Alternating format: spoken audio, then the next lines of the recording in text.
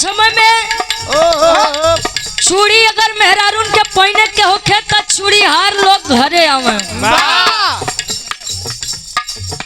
चाहे चूड़ी हारिन रहा है चाहे चूड़ी हार रहा है गुरुजी, जेकर जैसे रहा है आवे पहनावे तो जले दूसर बारी चूड़ी हार आई के नहीं पहनावे तले वो चूड़ी रहा है। अजब से दुकान वाला सिस्टम में आई गए, बढ़िया से लैला एक दर्जन या आधा दर्जन जब मन का तब पहना, जब मन का तब उतार। कोनो दुल्ही रहे अपने चूड़ी हार सैया बदे कहे एक लाइन कैसे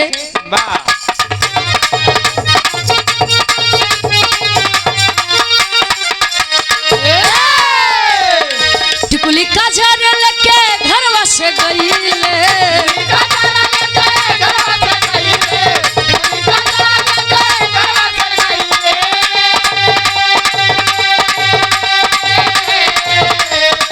बढ़ गईले दूरवा की रहिया भूलइले,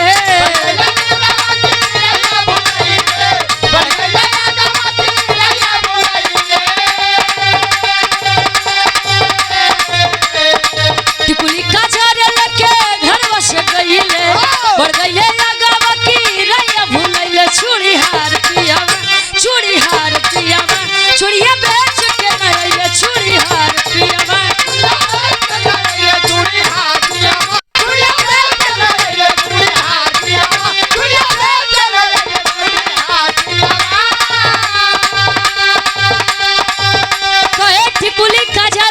घरवा से गईले बढ़ गईले दूरवा की रहिया भूलैले, चूड़ी हार पियवा चूड़िया बेच के न अइले।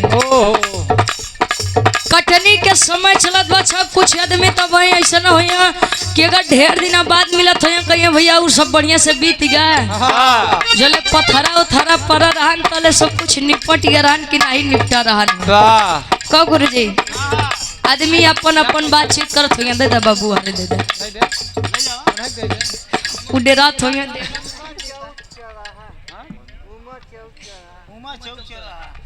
उमा चौक चौराहा से ये हमारे गार्जियन जी आपके द्वारा 20 रुपए का सम्मान बहुत बहुत धन्यवाद आशीर्वाद के साथ रही कि हम बच्चे अपनी कला में कामयाब रहे, आशीर्वाद के साथ रही। दुल्हावा कहे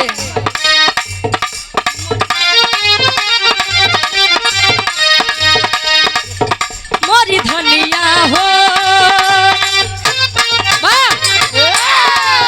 मोरी धनिया हो कहे रूसल बारू,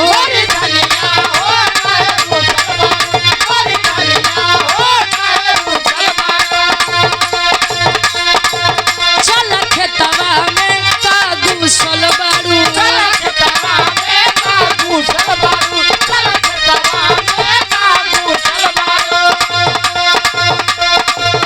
मोरी धनिया हो कारूसल बारू, चल खेतवा में कागूसल बारू।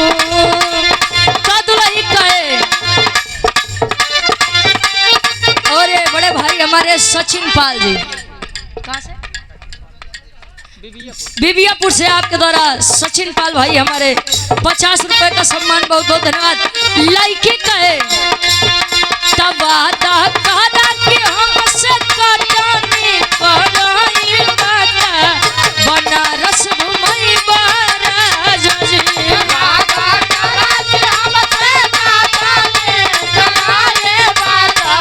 बनारस घुमई बारा जजी,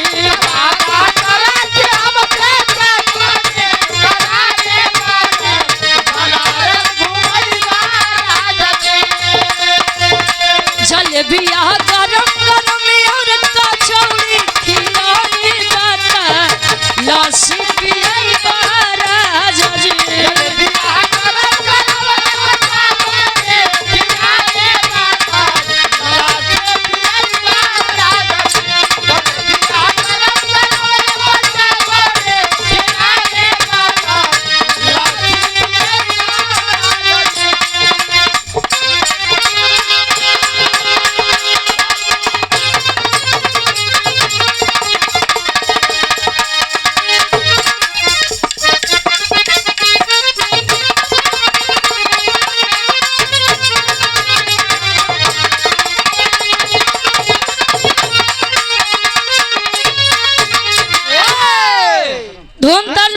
भजन हो गया, 5 मिनट के उपलक्ष्य गीत हो जाए। वैसे अपने उत्तर प्रदेश के प्रयागराज जिला और बिहार के गया जिला में ढेर अंतर नहीं बा गुरुजी। जियते तरन तार पावे के होखे तो प्रयागराज चल जाए, अब मरे के बाद पुरखन के तरन तार दे को हो तो गया जिला चल जाए। लेकिन अब तो लागत बा गुरुजी कि यहाँ जियते मरते कुल तरन तार ही प्रयागराज में हो जाई। हाँ जले 3 घंटा वाली नशा जे करे चढ़ी रही, 3 घंटा में स्नान करा नहीं तो अमर नहीं हो पौबा, तो अमर के चक्कर में बेचारे स्वर्गवास हो जात भौं के। और सम्मानित गार्जियन जी, बहुसरनपुर के ऐतिहासिक सरजमी से आप दिनेश कुमार यादव जी, आप गार्जियन जी के द्वारा 51 रुपया बहुत बहुत धन्यवाद आशीर्वाद के चाह रहे हैं। एक ऐसा जरूरी नहीं है, अच्छा एक बात बा कि हर जतिये में 2-4 उत्पाती होते, हर घरे एक आध 2 लड़का ऐसा हुई है कि बाप दादा बनावत चली आई है, खाली 1-2 लड़का ऐसा जन्म ले ले तो 2-4 पीढ़ी के बनी बनाई इज्जत कुल नाश कर दी है। और कोई होता है खाली एक लड़का जीवन जी ले गुरुजी, तो वो अपने कितनो बुरा कर्मी परिवार रहा है तो वो केवल एक लड़का अपने पुरखन के तरन तार कर दे। गयासुर एक ऐसा लड़का था जो जन्म तो दानव परिवार में लिया था, लेकिन उसके अंदर कोई भी खराब प्रवृत्ति की विचारधाराएं थी ही नहीं। यानी गयासुर सात्विक विचार का था। कहो गयासुर जब से जानने और समझने के लायक हुआ तब से भगवान विष्णु के बहुत बरियार भक्ति करे। कवि जी लिखते हैं कैसे आवतनी सा भाव बने। और 100 रुपए का सम्मान रमेश कुमार सरोज जी शेखपुर के ऐतिहासिक सरजमी से।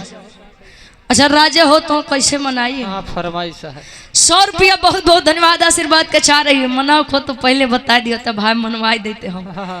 कहो आओ एक लाइन मना ला फिर ओकरे बाद अब बोले राज हो तो कैसे मनाई।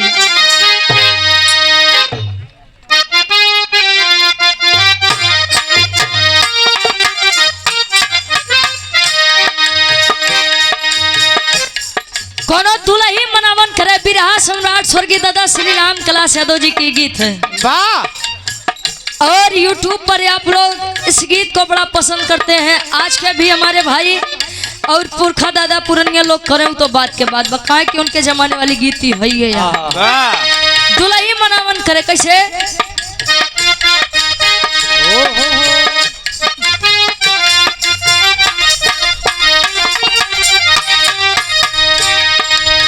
राजा हो तो कैसे मनाई, राजा हो तो कैसे मनाई, राजा हो तो कैसे मनाई। अरे रतिया में मरे ना लागयऊ भाई, दुल्हा हो आज के बोली से आत्मा रूपी दुल्हन है और परमात्मा रूपी दुल्हा का वर्णन बा। यहाँ कितनो दाढ़ी मोछा रखावा गुरुजी, सबका पिया एक। कौन पिया? 75 वाली। तो हर लोग के दिमाग के हमेशा हुई रात का करबा। कितना आदमी है कि जले जतरा नहीं बनेंगे तले वो अपन काम में नहीं करत भाई का करबा। लेकिन वो पिया नहीं, पिया का मतलब परमेश्वर परम पिता। जौन दिन दुल्ही और दुल्हा के मिलन हो कौनो दुल्हा दुल्ही कामे नहीं है। दुल्ही कहे कैसे? अरे रतिया में मरे ना लागयऊ भाई, अरे रतिया में मरे ना लागयऊ भाई, दुल्हा हो तो कैसे मनाई, दुल्हा हो तो कैसे मनाई, दुल्हा हो तो कैसे मनाई। अरे रतिया में हमरे ना लागयऊ भाई, रतिया में हमरे ना लागयऊ भाई, दुल्हा हो तो कैसे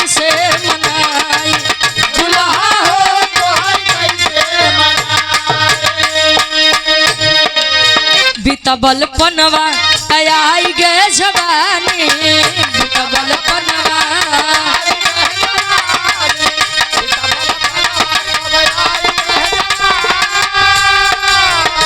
अरे रही रही के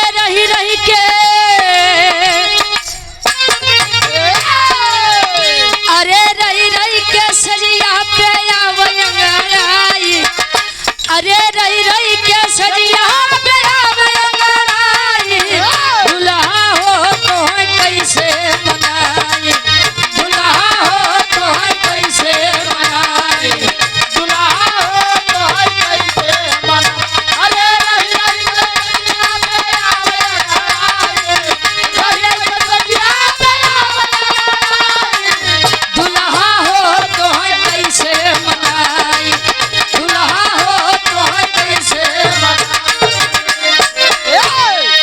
हमरे भैया के फरमाइश रही आवा गीत पे जरा विचार करिएगा आप लोग। गया सुर सात्विक विचार का कहा जाता है life is the lover of the death. जिंदगी जो होती है वो मौत की प्रेमिका होती है। कितनी भी जिंदगी जी लीजिए आप लोग कितना भी कमा लीजिए लेकिन जिंदगी को मिलना एक ही से है और वह होती है मौत। इंसान केवल आखिरी में राख हो जाता है और इंसान की आखिरी मंजिल होती है राख होना लेकिन फिर भी जीते जिंदगी हर एक इंसान से जलता रहता है। केवल जर जर के बेचारे अपन हमेशा खून घटावत रहे हैं। कितना आदमी कहिए तो के देख ले सारे के तो जान ला हमार खून तो ऐसे न कुल घट जात बा पता नहीं काहे घट जात बा हो। राम मिलन यादव जी हमारे गार्जियन जी के द्वारा ये 100 रुपए का सम्मान बहुत बहुत धन्यवाद आशीर्वाद के चाह रही। आवा गुरु जी कवि जी लिखा था इन तरह से बढ़िया फर्ज बा कैसे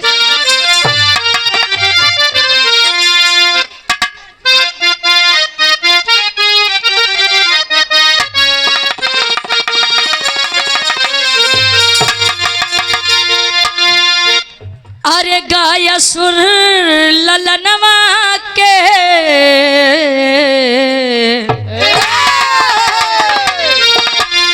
अरे गाया सुर ललनवा के नयनवा लाल लाल बा गाया सुर ललनवा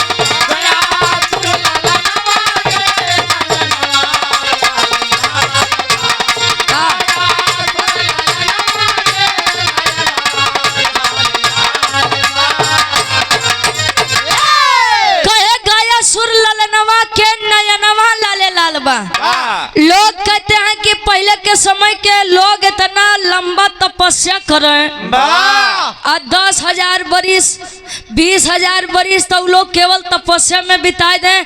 तो सतयुग त्रेता द्वापर कलयुग सभी की आयु एक निर्धारित है। कहो पुरनिया काका दादा लोग कहते कि रहा बेटा जब कलयुग का अंत नियर आई तब भाटा लग्गी से तोराई आजकल के आदमी केवल लड़का के देखलक जुजबिने लड़का है जब बाढ़ जाना है तो गुरु जी हाँ 4 इंच 5 फीट 6 फीट के रहू जाते हैं। अब यार लोग बतावत हैं कि चले कलयुग के अंत नियर आई तो लड़कन के लंबाई ज्यादा से ज्यादा 3 इंच या 5 इंच रही। कहो जहाँ भाटा लग्गी से तोड़ाए तो आप लोग खुद समझा कि लड़का कितना बरियार हुई है। तो वो लोग सोची हैं कि यार का सही कलयुग में आदमी 5 फीट 6 फीट के होते रहे ना लोग सही अपने हाथ का 3.5 हाथ होते रहे ना सोचे वाली बात है का गुरुजी। अच्छा यार तपस्या किया है गयासुर वासुदेव जी यानी विष्णु जी, विष्णु जी प्रकट हुए। उन्होंने कहा कि गयासुर, मैं आपकी तपस्या से प्रसन्न हूँ, बोलिए क्या चाहिए आपको। कहे कि ए महाराज जवन मांगब तोन दे बा। कहे कि हाथ दूंगा, कहे ऐसे नहीं, पहले तिरवाचा बांधिए। देंगे, कहे हाथ दूंगा, कहे देंगे, कहे हाथ दूंगा, कहे एक बार फिर से जो मांगूंगा वो देंगे, कहे हाथ दूंगा। कहे तो सुनिए मेरा वर आपसे क्या है। अंतरा के पहले अंताल में कवि जी लिखे कैसे।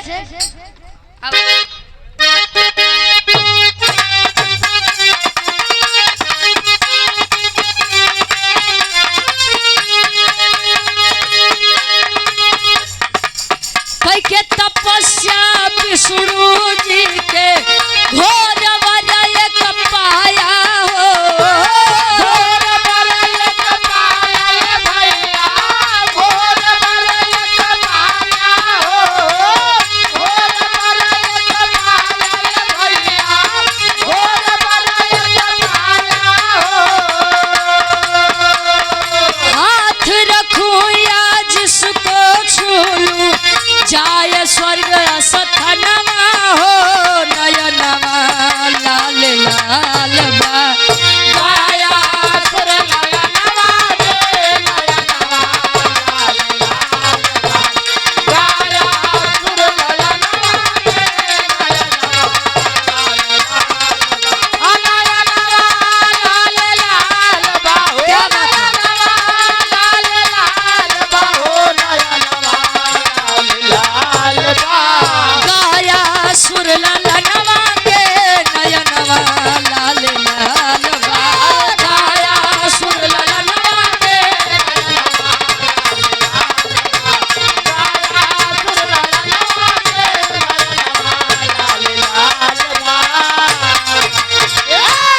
कहे कई के तपस्या विष्णु जी से घोर वर एक पाया हो। हाथ रखूं या जिसको छू लूं, जाए स्वर्ग स्थानवा हो। नयनवा लाले लाल बा। बोला है गयासुर के स्वामी, लोग कहते हैं कि मुझे मरने के बाद स्वर्ग प्राप्त हो। कहे तब, कहे कुछ अच्छा काम कर जाते हैं, कुछ खराब काम कर जाते हैं। वैसे गुरुजी या दुनिया में नाम केवल दुइये आदमी के भावा केकर या तो जे बड़ा बढ़िया काम करे या तो जे बड़ा खराब काम करे। बीच वाले के गिनती कौन आई भाई के जान ले। बीच वाले वैसे बगैर काम की नहीं होती। बहरहाल बीचन में तू आवत है बहन। अरे हम किनारे बैठे। अच्छा, यार गयासुर कहे कि लोग मोक्ष की तलाश में टहलते रहते हैं, स्वर्ग की तलाश में टहलते रहते हैं। मैं चाहता हूं कि ये स्वामी, जो भी मुझको छू ले या जिसको मैं छू लूं, स्वर्ग नरक के झमेले नहीं रहे, उसके तरनतार हो जाए, वो केवल स्वर्ग लोग चल जाओ। विष्णु जी कहे रे साला, तो फंसा दिया बाती में। कहे कि अब तिरवाचा भी बांध दिया हूँ। पहले के लोगन के यह बात रहा कि रघुकुल रीति सदा चली आई, लेकिन प्राण जाई प्रवचन न जाई। वो बात खातिर मर मिट जा, लेकिन बात ना ही कटे। और 100 रुपए का सम्मान रत्तुपुर से आप बड़े भाई अंकुश यादव जी के द्वारा 100 रुपए का सम्मान, बहुत बहुत धन्यवाद। आशीर्वाद का चारे कि हम बच्चे अपनी कला में कामयाब रहे। और ये श्री रामचरितमानस पाठ का शुभारंभ 13 मई 2026 दिन बुधवार को, हवन होगी 14 मई गुरुवार को, कच्ची है 15 मई और महाप्रसाद पक्की 16 मई शनिवार को, बिबियापुर औराइन बेला रामपुर पट्टी प्रतापगढ़। कार्यक्रम के आयोजक साहब हैं श्री देव नारायण वर्मा जी, गुरुदीन वर्मा जी, राम आश्रय वर्मा जी। और विरहा का बड़ा सुंदर कार्यक्रम किया गया है सूरज यदुवंशी जी प्रयागराज से और रुचि यादव हम प्रतापगढ़ से।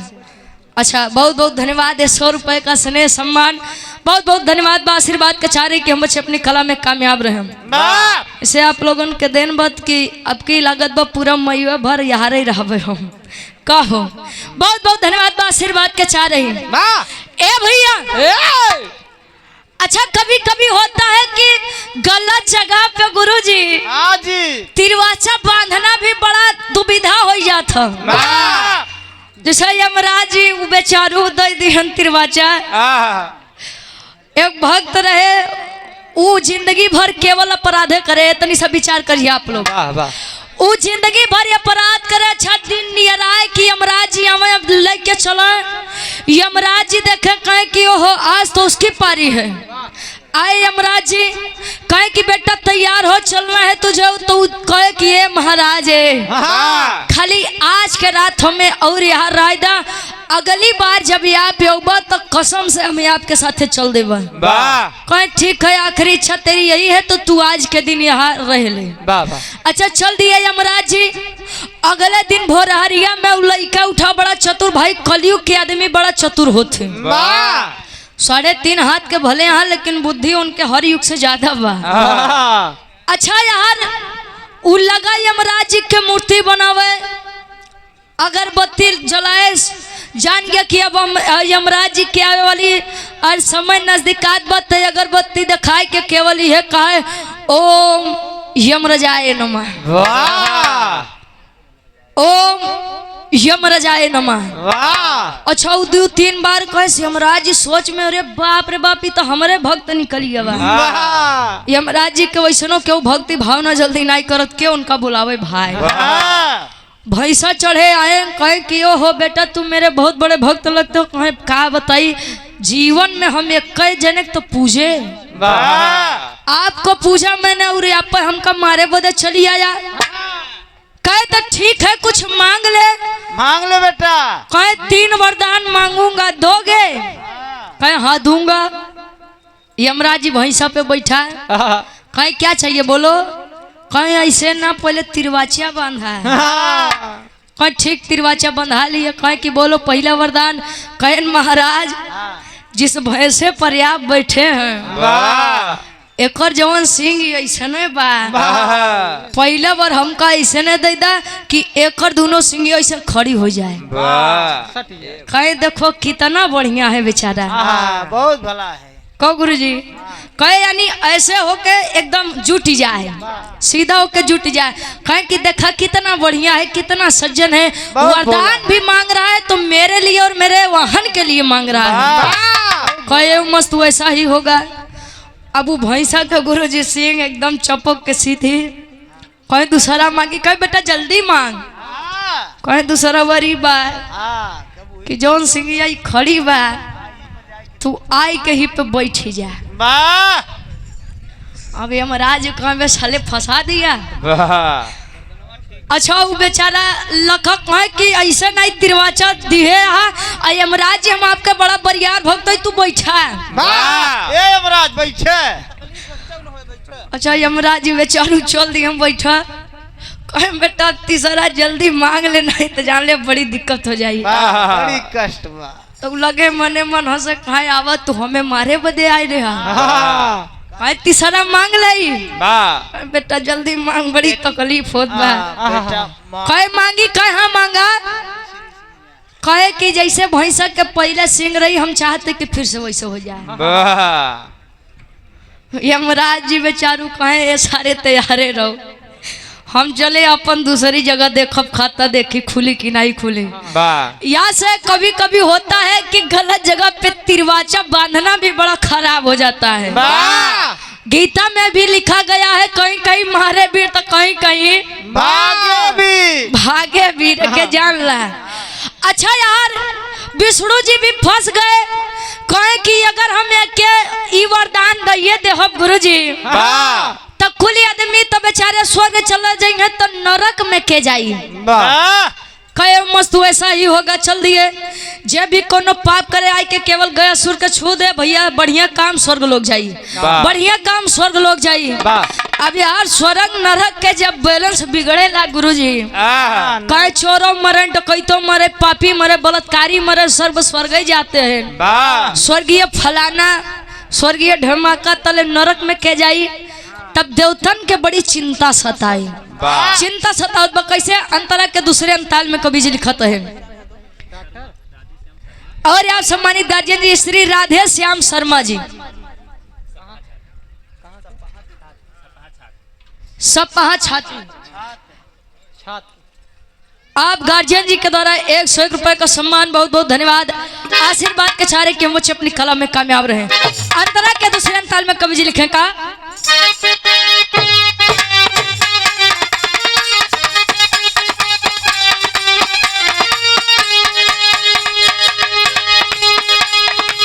बोले विष्णु गया सुर से पवित्र एक बतावा हो,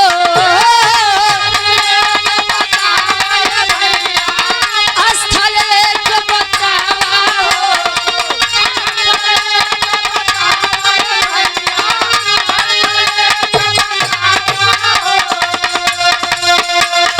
तोहरे हृदय से बढ़िया नहीं केहू के बा मनवा हो, नयनवा लाल लाल बा, अरे गाया सुर ललनवा के नयनवा लाल लाल बा, गाया सुर ललनवा के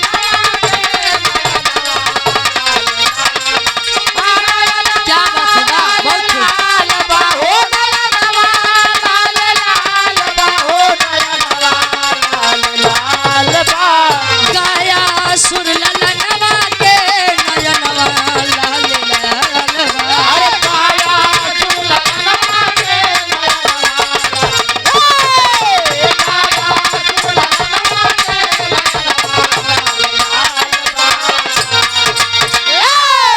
गए सभी देवी देवता भगवान विष्णु जी के पास कहे स्वामी ये कैसा वरी आपने दे दिया है गयासुर को। चोरो भी मरद बा, डकैतो मरद बा, पापी मरद बा, बलात्कारी मरद बा, सबके केवल एक के स्थान हो स्वर्ग लोक, तन नरक लोक के जाई। कहानी केवल समझिएगा, आखिरी में एक छोटा सा प्रमाण हम आपको देंगे।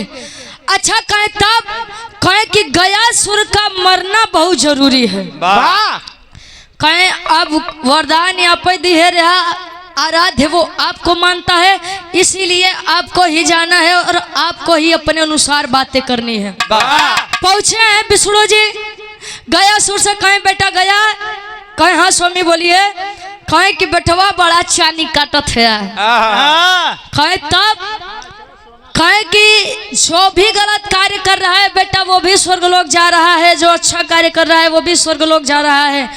कहे तब कहे कि देखिए मुझे इस मृत्युलोक की शांति के लिए एक यज्ञ कराना है। कहे तब उन्होंने कहा कि मुझे एक तीर्थ स्थल, पवित्र स्थल चाहिए। कहे तो कहे कि अगर आज के डेट में देखा जाए तो आपसे बड़ा पाक पवित्र स्थान देह किसी की है नहीं है। ये आपका हृदय जो है वो बड़ा पाक है, साफ है, और हमें यज्ञ हवन करने के लिए आपका शरीर चाहिए। बारे गयासुर कहे कि आए है स्वामी, अगर मेरा यह शरीर आपके कार्य में जा रहा है तो मैं बड़ा भाग्यवान हूँ कि मैं आप अपने आराध्य के लिए खुद की जिंदगी को, मौत को बुलावा दूंगा। कहे आप हवन की तैयारी करिए, देह मैं अपनी आप को दूंगा। कहे ठीक, तैयारी किए, देवी देवता आए, गयासुर के देह है इतनी लंबी है गुरुजी, देवी देवता आमने सामने बैठा है, बीच में हवन होत बा, हवन होत बा, तले गयासुर का शरीर पूरी हिलत बा, कांपत बा। विष्णु जी को चिंता सतावे कि अरे गया का देह अभी भी कंपन हो रहा है, अभी भी हिलत बा, और जब शरीर हिलत बा तो हवन कैसे होई।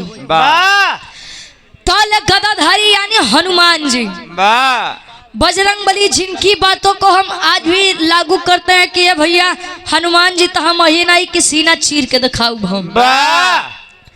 हनुमान जी आए गदाधारी लई के गदा, विष्णु जी खड़ा होते हैं कहाँ, गयासुर के सीने पर।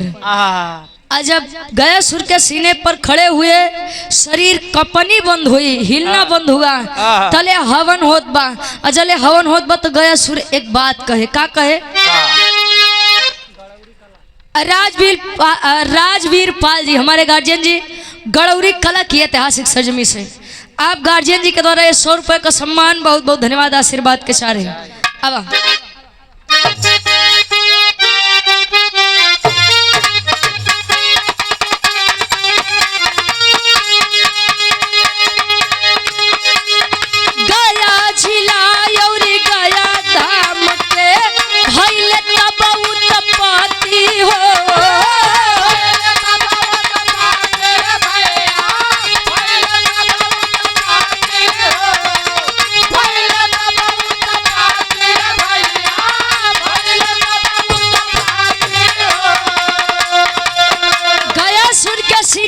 हवन हो रही है। हवन हुआ, भगवान विष्णु गयासुर के पास जाकर के बोले कि विष्णु गया, अरे पगले तू चाहता तो मुझसे गद्दारी कर जाता, चाहता तो तू अपनी शरीर मुझको ना देता, आखिर तूने ऐसा क्यों किया?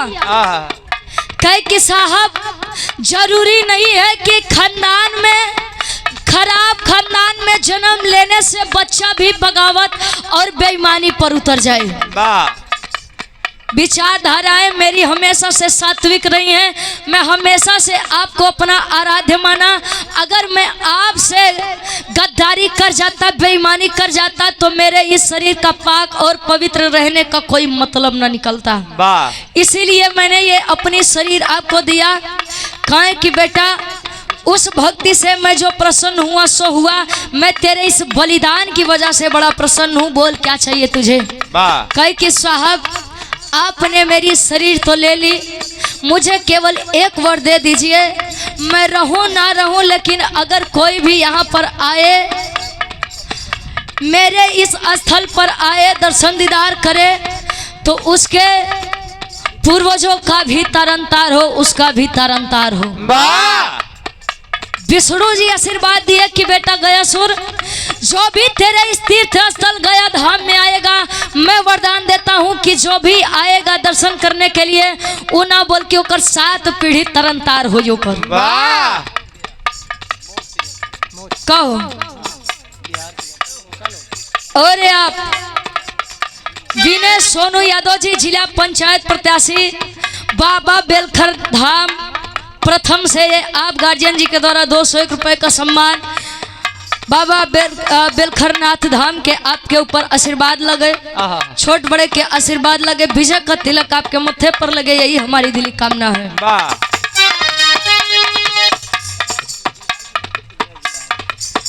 चले जाइए बिहार के धरती पर,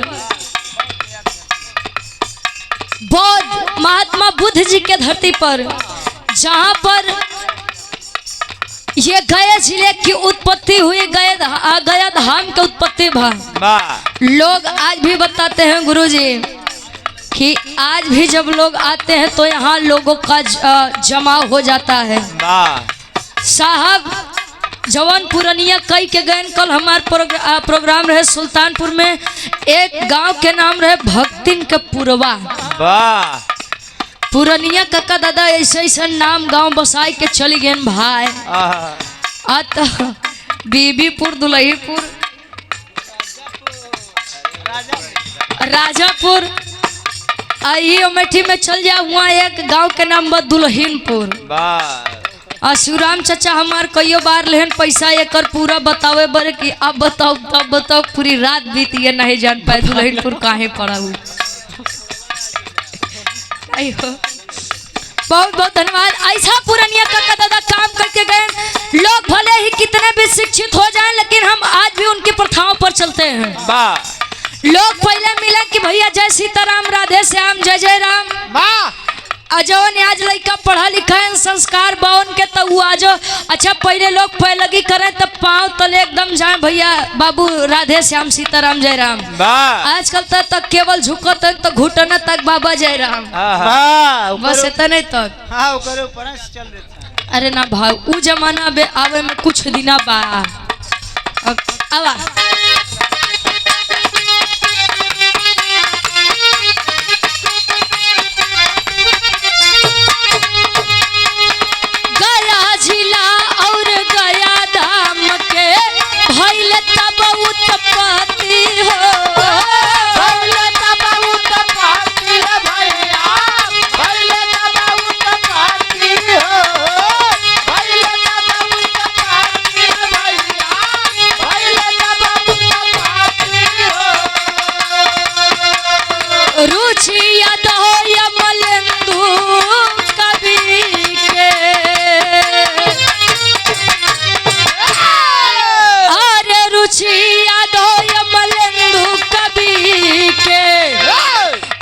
सुंदर बाटे रचनवा हो, नयनवा लाल लाल बा। अरे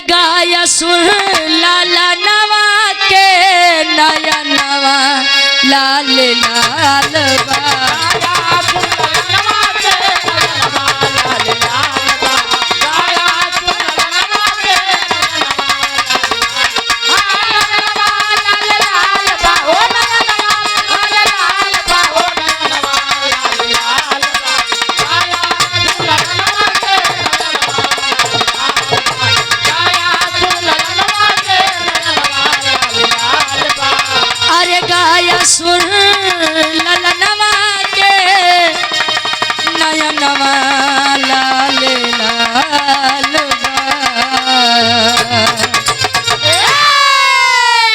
बहुत बहुत धन्यवाद। साउंड वाले भैया ले जाए बाहर।